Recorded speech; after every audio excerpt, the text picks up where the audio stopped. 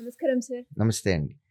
చాలా మందికి మన గవర్నమెంట్ ఎగ్జామ్ ప్రిపేర్ అయ్యే వాళ్ళకి 6 మంత్స్‌లో జాబ్ వచ్చిన వాళ్ళు ఉంటారు. అండ్ అలాగే 2 ఇయర్స్, 3 ఇయర్స్ పట్టిన వాళ్ళు కూడా ఉంటారు.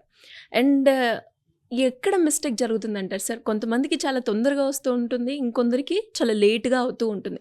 వీళ్ళు చేసే మిస్టేక్స్ ఏంటి? దాన్ని ఏ రకంగా మనం ఓవర్‌కమ్ అవ్వచ్చు? అండ్ అలాగే ఎవరైనా కూడా కొత్తగా కాంపిటీటివ్ ఎగ్జామ్‌కి ప్రిపేర్ అవుతున్న వాళ్ళు చెక్ చేసుకోవాల్సిన పాయింట్స్ ఏంటి సార్? నమస్కారం శ్రీ గారు. కాంపిటేటివ్ ఎగ్జామ్ అనేది ఆల్‌టుగెదర్ డిఫరెంట్ గేమ్ అండి. హ్మ్. కొంతమందికి 6 మంత్స్‌లో వారు అప్లై చేసి ఎగ్జామ్ రాసిన ఫస్ట్ నోటిఫికేషన్‌కే జాబ్ వస్తుంది. కొంతమంది 3 సంవత్సరాలు, 4 సంవత్సరాలు, పదుల సంఖ్యలో నోటిఫికేషన్‌లకి అప్లై చేసినా కూడా వారికి ఉద్యోగం రాదు. సో, ఉద్యోగం రావట్లేదు అనంటే వాళ్ళు ఏదో మిస్టేక్ చేస్తున్నారు. Something they have to track. అది ఓవర్‌కమ్ చేసుకుంటే వాళ్ళకి జాబ్ వస్తాయి. హ్మ్. ఎట్ ద సేమ్ టైమ్ కొత్తగా గవర్నమెంట్ జాబ్స్‌కి మనం ప్రిపేర్ అవ్వాలి అని అనుకున్నటువంటి వాళ్ళు కూడా ఈ ట్రాక్ అని నేను ఒక ఫార్మాట్ చెప్తాను. హ్మ్. ఈ ఫార్మాట్‌ని గనక వారు యాజ్ ఇట్ ఈస్‌గా ఫాలో అయినట్లయితే గనక జాబ్ అనేది తొందరగా రావటానికి ఛాన్స్ ఉంటుంది. ఏంటి ఇదొక ఫార్ములానా సార్? ఇది ఒక ఫార్మాట్ లాగా మనం మాట్లాడుకుంటాం. కొన్ని పాయింట్స్ అనేవి మనం కన్సిడర్ చేసుకోవాలి. ఓకే. సో, ఈ ట్రాక్ ఫార్ములా ఏంటంటేనండి first TRACK first letter T. Trusted source అనేది ఉండాలి. ఆర్ అంటే రెలెవెంట్ సిలబస్ తీసుకోవాలి. అథెంటిక్ మెటీరియల్ ఉండాలి. అథెంటిక్ సోర్సెస్ కూడా ఉండాలి. క్లియర్ మెంటర్ ఉండాలి. అంటే క్లారిటీ ఉన్నటువంటి మెంటర్షిప్ ఉండాలి. Keep tracking your preparation. So, ట్రాక్‌లో ప్రతి లెటర్‌కి మనం ఒక వర్డ్ పెట్టుకున్నాము. దానికి ఒక మీనింగ్ ఉంది. సో, ట్రాక్‌లో T అంటే ట్రస్టెడ్ సోర్స్ అని అనుకున్నాం. జనరల్‌గా స్టూడెంట్స్ ప్రిపరేషన్‌కి వచ్చినప్పుడు ఒక స్టూడెంట్‌కి గవర్నమెంట్ జాబ్ రావాలి అని అంటే కోచింగ్ కంపల్సరీనా అంటే నా ఆన్సర్ నో అండి. కోచింగ్ అవసరం లేదు. హ్మ్. ఎందుకంటే వీరు రాసేటటువంటి ఎగ్జామ్‌లో వచ్చే క్వెషన్స్ అన్నీ కూడా irrespective of their medium, English మీడియమా, తెలుగు మీడియమా, లేకపోతే మ్యాథ్సా, నాన్ మ్యాథ్స్ అనే సంబంధం లేకుండా 8థ్, 9థ్, 10థ్ స్టాండర్డ్‌లో చదువుకునే సిలబస్సే. కాకపోతే ఇప్పుడు మనకి టైం చాలా తక్కువ ఉంటుంది. క్వెషన్స్ చాలా ఎక్కువ ఉంటాయి. 1 మినిట్ లోపల ఆన్సర్ చేసి మార్కింగ్ కూడా చేసేయాలి. సో, ఇక్కడ స్పీడ్ ఇంపార్టెంట్. సో, కోచింగ్ అవసరం లేదు అని నేను ఎందుకు చెప్పాను అనంటే ప్రతి మనిషికి ఒక ఎబిలిటీ ఉంటుంది. ఐక్యూ లెవెల్ ఉంటుంది. మీ ఎబిలిటీ ప్రకారము మీకు 1 ఇయర్‌లో ఉద్యోగం రావచ్చు. సెల్ఫ్ ప్రిపరేషన్ తోటి. లేదా 2 ఇయర్స్‌లో ఉద్యోగం రావచ్చు. లేదా 3 ఇయర్స్‌లో ఉద్యోగం రావచ్చు. కోచింగ్ తీసుకుంటే ఏం జరుగుతుంది అంటే ఈ టైంని హాఫ్ చేయగలం మేము. మా ఎక్స్‌పీరియన్స్ తోటి, మా ఎక్స్‌పర్‌టైజ్ తోటి. మీరు సొంతగా ఎగ్జామ్ రాస్తూ ఉన్నారు అని అనుకోండి. ప్రిపరేషన్ లేకుండా మీకు ఒక ఎదురు దెబ్బ తగులుద్ది. దెబ్బేంటో తెలుసుకోవాలి. దాన్ని ఓవర్‌కమ్ ఏంటో మీరు తెలుసుకోవాలి. మళ్ళీ ఫస్ట్ నుంచి ప్రిపరేషన్ స్టార్ట్ చేయాలి. అదే అవును సార్. కోచింగ్ తీసుకున్నారనుకోండి, మీకు ఏమేమి దెబ్బలు తగులుతాయో మేము ముందు నుంచి చెప్తూ ఉంటాము. దానికి రెమెడీస్ చెప్తూ ఉంటాము.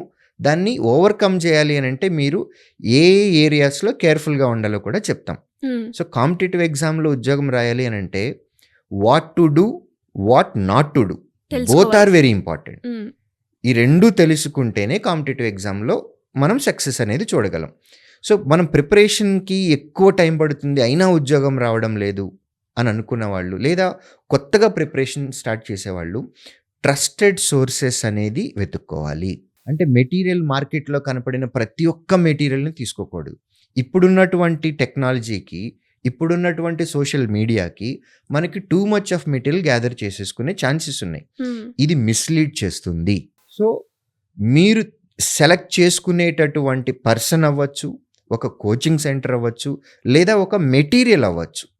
అది ఏదైనా కానీ ట్రస్టెడ్ సోర్స్ అనేది ఉండాలి.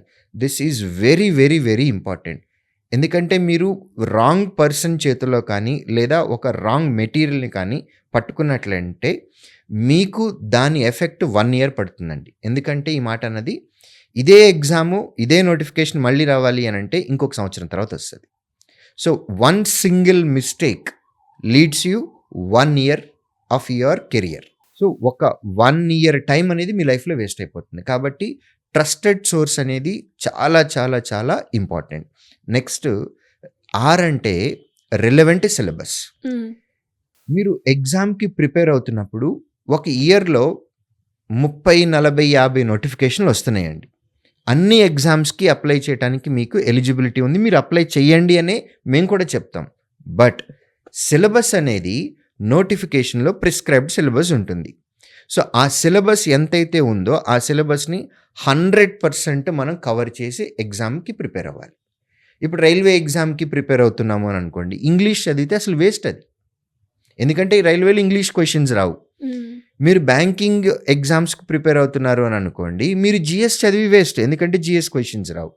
At the same time railway exam prepare అవుతున్నట్లయితే గనక మీకు సైన్సెస్ మీద చాలా ఎక్కువ క్వెషన్స్ వస్తాయి సోషల్ కంటే. స్పెషల్లీ ఫిజిక్స్ మీద అండ్ బయాలజీ మీద. సో, మీరు ఏ ఎగ్జామ్‌కైతే ప్రిపేర్ అవుతున్నారో ఆ ఎగ్జామ్‌లో ఉన్నటువంటి సిలబస్‌ని 100% కవర్ చేయాలి. At the same time previous track record ప్రకారం ఏ సబ్జెక్ట్స్ మీద ఎక్కువ క్వెషన్స్ వస్తాయో అది ప్రిపేర్ అవ్వాలి. సో, ఈ ట్రాకింగ్ అనేది చాలా చాలా important. Next authenticity.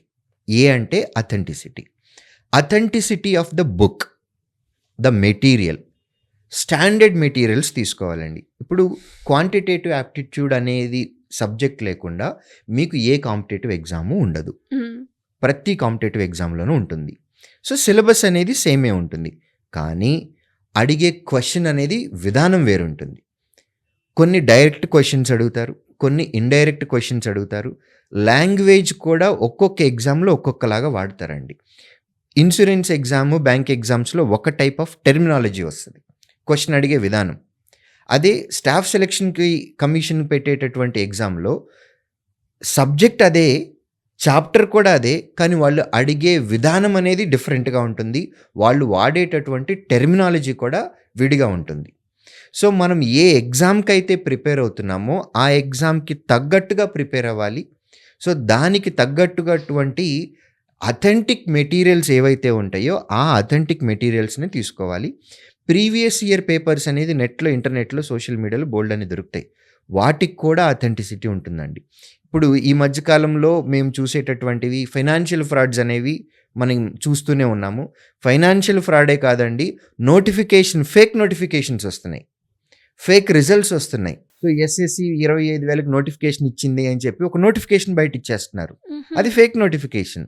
Previous year papers అని చెప్పేసి క్వెషన్స్ పేపర్స్ బయటకు వచ్చేస్తా ఉన్నాయి. అవన్నీ ఫేక్ పేపర్స్. సో, అథెంటిసిటీ అనేది చాలా ఇంపార్టెంట్.